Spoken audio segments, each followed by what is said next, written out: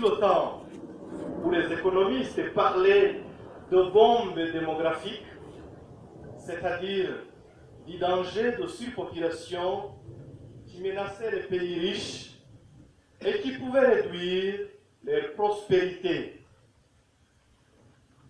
Des forces puissantes donc qui se rangeaient contre l'Anskrik.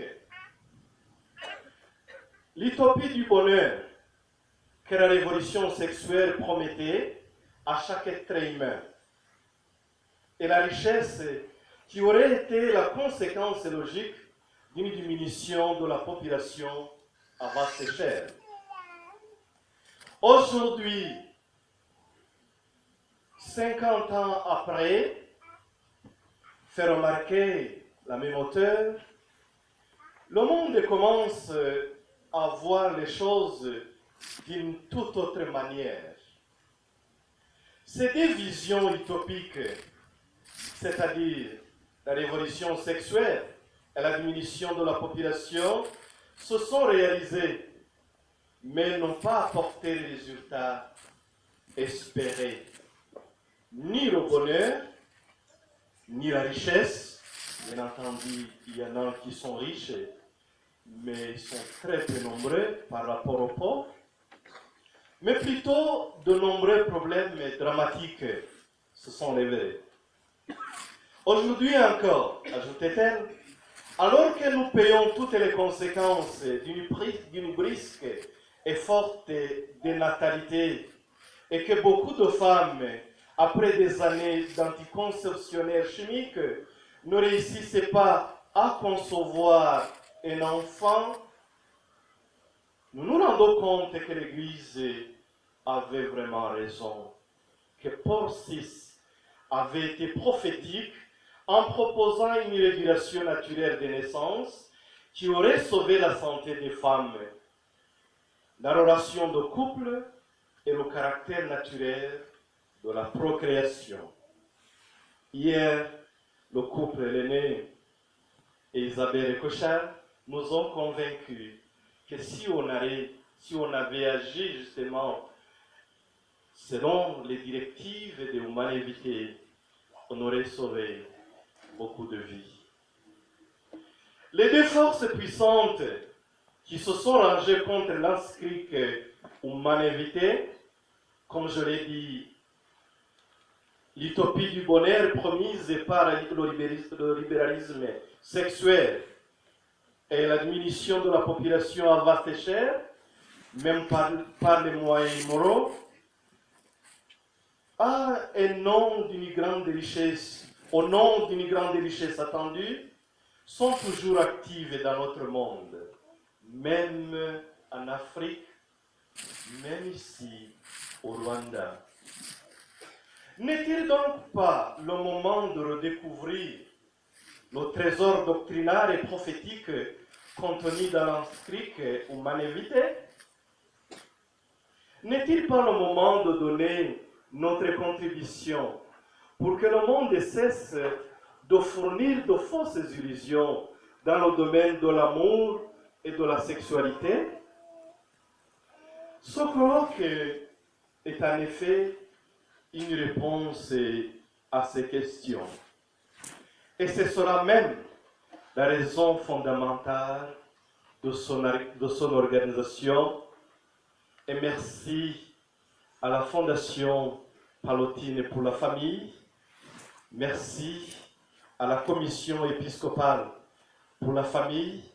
Merci au sanctuaire de la miséricorde divine de Kabuga, qui en partenariat ont organisé ce colloque.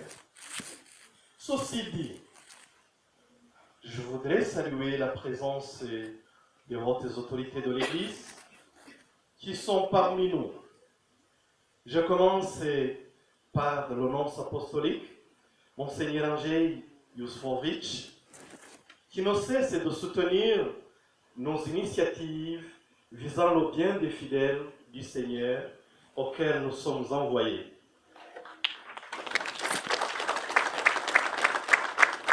Selon moi, ce n'est pas suffisant les applaudissements.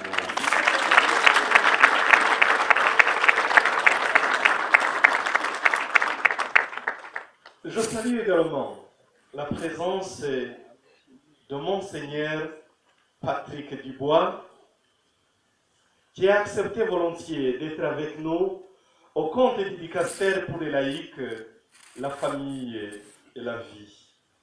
Monseigneur, votre présence nous rassure de votre soutien moral et du maintien de l'orthodoxie dans tout ce qui constituera nos débats et échanges au cours de ce colloque. Monseigneur, si vous pouvez vous lever et saluer cette auguste assemblée, ça nous fera plaisir. Je salue et je remercie spécialement nos évêques, surtout ceux qui sont ici présents et d'autres qui viendront après.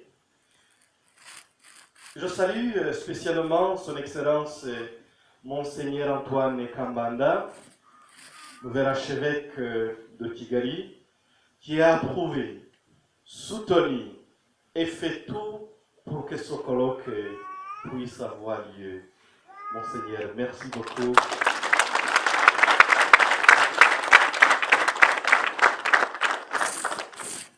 Enfin, à cette liste de personnalités, je salue la présence du Père salvatorien, Père Jarosław Mirecki. J'espère que j'ai bien prononcé. S'il vous plaît, saluez l'auguste assemblée. Il est professeur à l'Institut Saint-Jean-Paul II de Rome et il est venu aussi nous aider en qualité de spécialiste. Nous saluons la présence. Ah oui. J'allais m'étonner si. Je salue la présence affectueuse du couple René et Isabelle Ecochard, qui hier nous ont donné une belle conférence sur la naprotechnologie. J'apprenais ça pour la première fois. Maintenant, j'en sais quelque chose. Sur la naprotechnologie, je prononce bien, René. Et qui, au cours de ce colloque aussi, nous aideront à comprendre et saisir certaines choses qui nous concernent. Ils sont venus de Lyon, en France, pour nous soutenir donc dans ce colloque, mettant à notre service les connaissances et expériences. Je salue aussi notre cher abbé Casimir Umukiza, curé de la cathédrale Saint-Michel et secrétaire de la commission épiscopale pour la famille.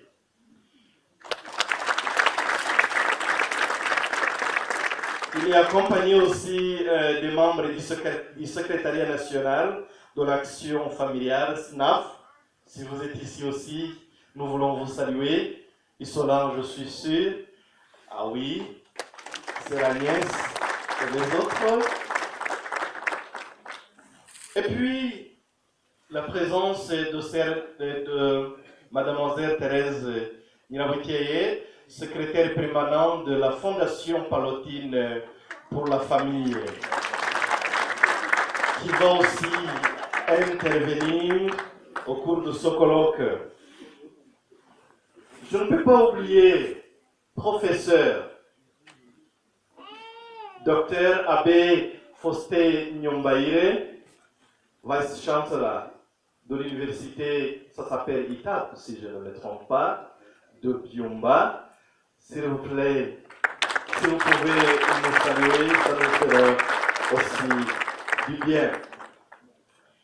Et d'autres intervenants que peut-être je n'ai pas mentionnés. Oh, je ne peux pas oublier la présence de Monseigneur Mouvandimoué, vicaire général de l'archevêque de Kigali. Monseigneur, nous vous saluons aussi.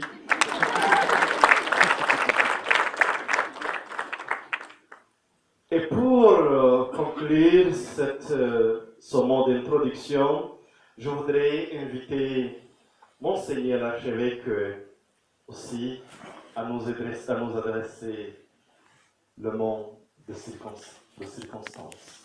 Monseigneur, à vous la parole.